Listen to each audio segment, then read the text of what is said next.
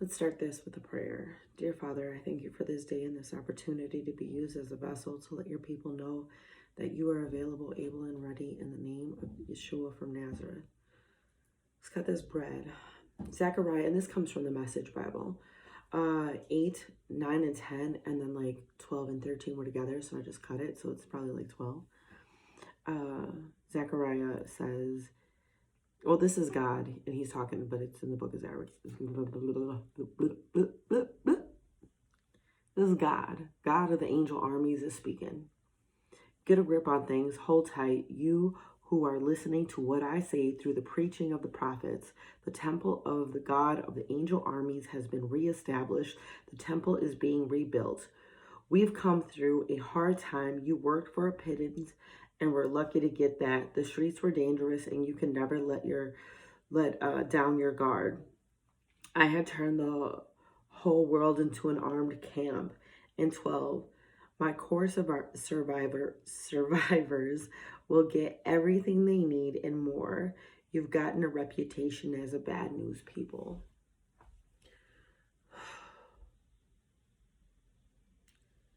Listen,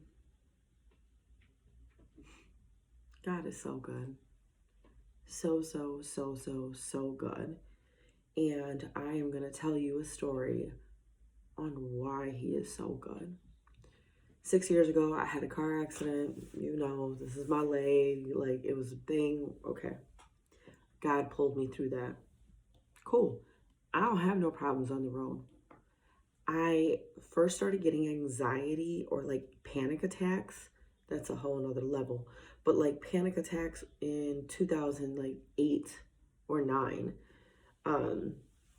And I got those because I worked at the House of Correction. So I was in prison and I was having panic attacks.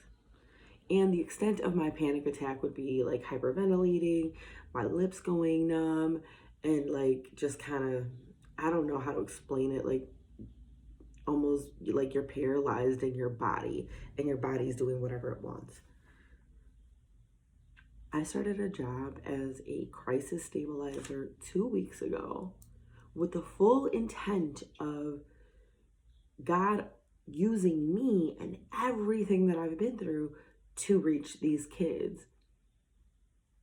Cool. I'm doing my job. So I should expect some shots from the enemy. Cool. Whatever. This particular panic attack that I had like 2 days ago. So today is the 13th, I believe. So it happened the 11th. I'm going to get myself together because this is a lot. So there's this trucker and he keeps flashing his lights. I don't know trucker code, so, you know, I move out the way. Maybe my lights were off now that I think about it, but I have an automatic car where everything is like, you know, you get in, I don't even think there's a button for me to turn the lights on. You know what I mean? Whatever. So he's flashing. I have a client with me, flashing, and like the light going like this does something to me. And then I move over because he was away. Like, it's not like he was right behind me and there was nobody else on the road. Whatever. So I move out the way. He goes and he keeps doing the flashing thing. But when he's moving past me, like his truck, it looked like it was probably like that close to my car. That's what it felt like. So the whole truck going past, when the truck is going past and like I don't know, the speed, the sound, the wind, all of that played a factor in. As soon as the truck passed, all of a sudden I go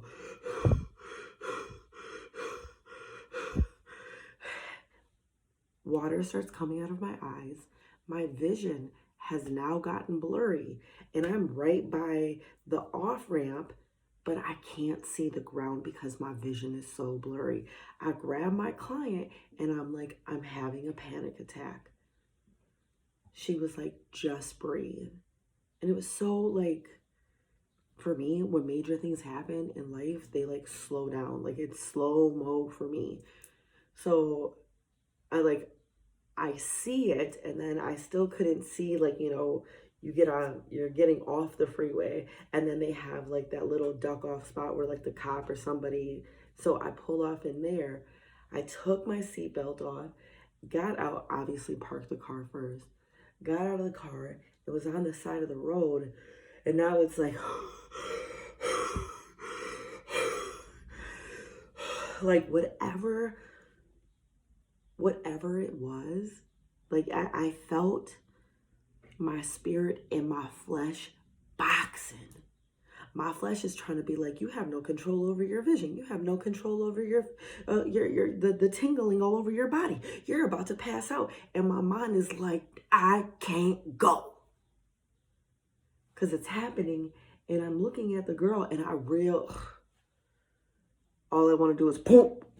That's all I want to do. But I'm fighting it with everything in me. And I'm like, I can't. She's right there. And the girl's just watching. Obviously, she goes through them because she told me she did.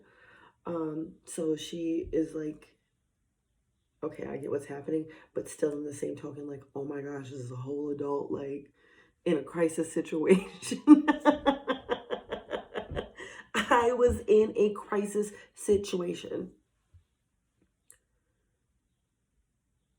I pushed past the point where I was going to pass out. And this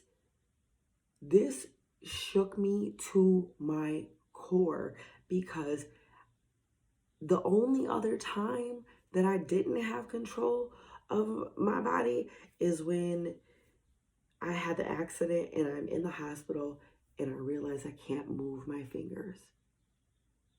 My mind can't make my physical do something because it's not connected.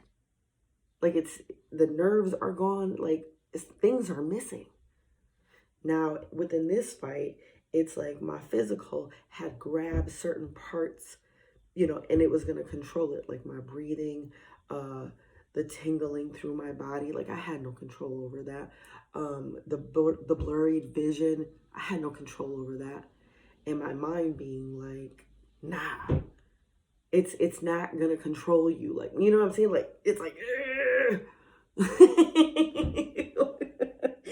oh my gosh, it was so bad. It was so bad. And I pushed through that little spot, and I'm real life, like going through the breathing. I'm looking at her and I'm processing. And if I lay down, like it's going to be a wrap. I know I'm going to be out. But being like, nah, I get back in the car. I'm still like I'm trying to control it, but my body's still shaking. It's like,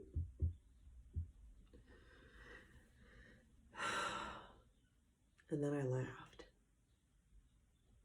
I was like, no, sir. Come on, God. And laughed my way to a point where, and this probably took like a whole 20 minutes, where I could actually get on the road. My vision was straight. Like I wasn't shaking. I could still feel like the residue from the panic, this fight or flight that just happened inside of me. Like, oh my gosh, not having control. But like my spirit was in control. God is in control. Like you went and did what you were supposed to do for me by going to get this girl. Like being in her life, like really telling her, whatever you need to tell her to help her be better. You think I'm not going to protect you when you get jumped? Because this is the enemy trying to jump you? Like everything was shot. Everything is shot. And then I'm shocked because it's like, what just happened? How did that happen? I don't think I have any underlying fear about being on the road. If I got to put the pedal to the metal and put 120 on the dash, like I would have no problem with that.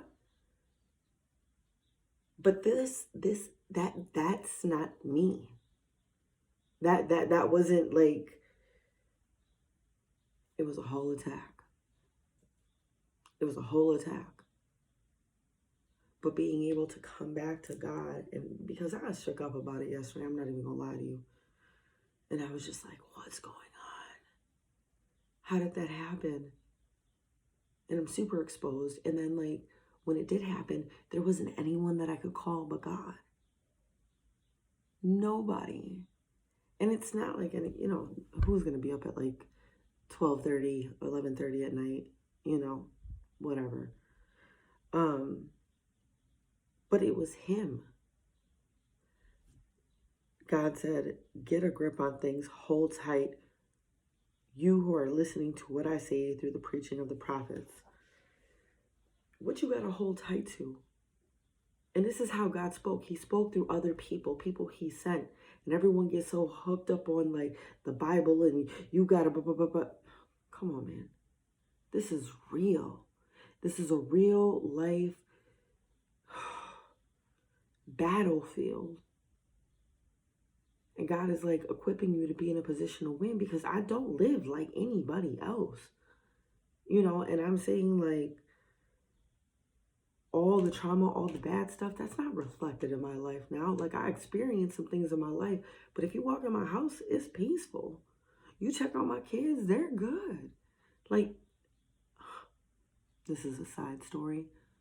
Little girl, Jesus school, keeps threatening, put her hands on my kids a couple of times already. At this point, you better hit her back. My kids told me? They're like, we can't hit her back. We weren't raised like that. I'm doing the raising, right? But it's all because of God and the way that he moves and him being in control and him like leading this. God said, listen to what I say through the preaching of the prophets. The temple of the God of the angel armies has been reestablished. The temple is being rebuilt. We've come through a hard time. You think you just go through stuff alone and you strong and you tough? Look, all that tough girl Tanya stuff, and it is who I am, or I was, but it's not who I am. Because before I was all that tough girl, woo, woo, woo, woo, woo. And that was pain, building up them bricks on them walls, anger, whatever. I was the Tanya that was like super soft, super chill. Like there was no need to pop off. Somebody said something, okay, whatever, I'd rather laugh. And then somewhere along the lines, I had to stop being that person, because my environment got bad, where it was out of my control, where I was being attacked. So I just actually laid down instead of getting down. And now God is doing a new thing. And him to be like, man, I need you to be all eyes on me. This war is going to be built with, it's going to be won with love. His love. The tearing down had to happen. I had to have that happen to me so I could see that, all that rah, rah, rah, it's built up in there somewhere so it could fuel a situation like this. I never should have. Why would I be hyperventilating? Why? I'm not shook. Whatever.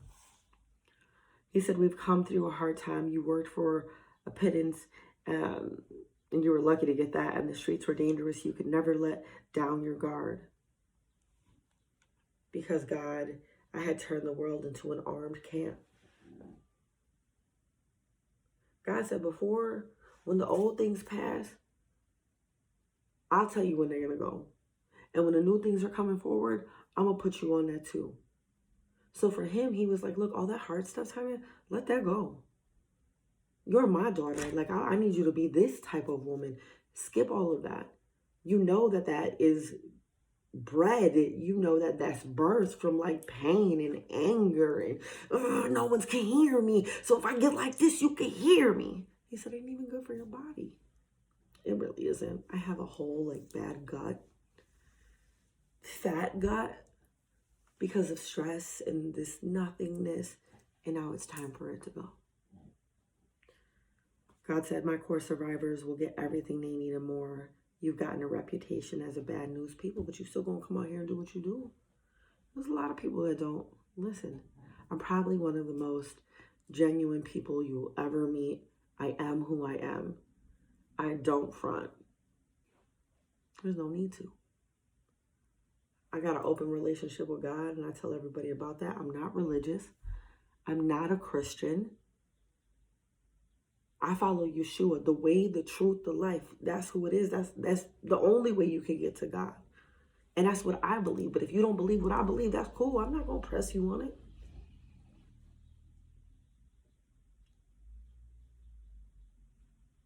God is everything. In this situation happening,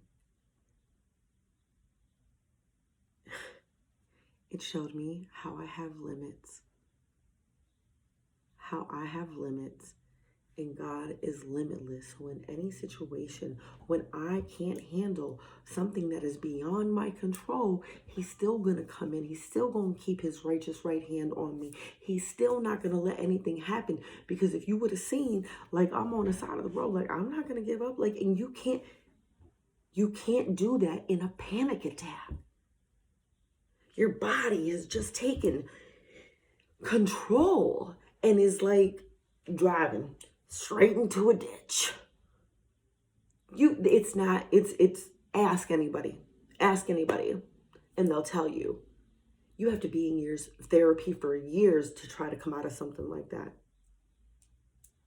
I went to therapy when I was younger.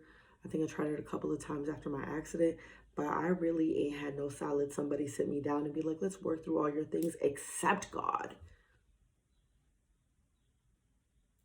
It's real.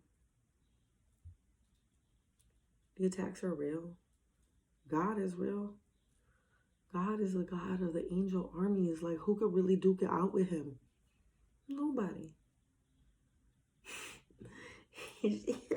God is great. And I'm thankful because now I see that the enemy really should have killed me in a car accident. I'm just going to tell you that right now. My first one. He shouldn't have did this. This is just a steady reminder that it's, every day, like, you just got to stay on guard. But he should have killed me. Because it's just going to be worse. God's just going to make me stronger. I'm just going to encourage more people to come holler at God through the testimony that God has given me called my life. Yeshua is it. He is it. The way, the truth, the life he'll put you on.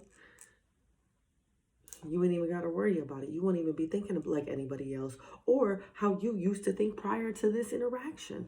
All I'm saying is holla at him. He works miracles.